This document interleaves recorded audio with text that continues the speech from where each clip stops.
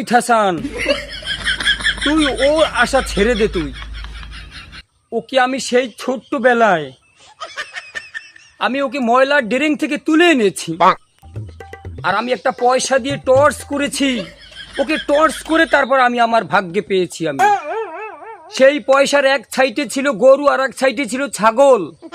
আমি যতবার টস করেছি ততবার ছাগল পড়েছে, তার মানে আমি ওকে পেয়ে গিয়েছি। ওই ভুয়া জ্যোতিষের টস আমি বিশ্বাস করি না, তুই ভুয়া টস করেছিস। শোন অমিত হাসান, আমি ওকে টর্চ করে পেয়েছি। আরে তোকে আমি বিশ্বাস করি না, এই পয়সা দিয়ে আমি টস করবো। কর তুই টর্চ।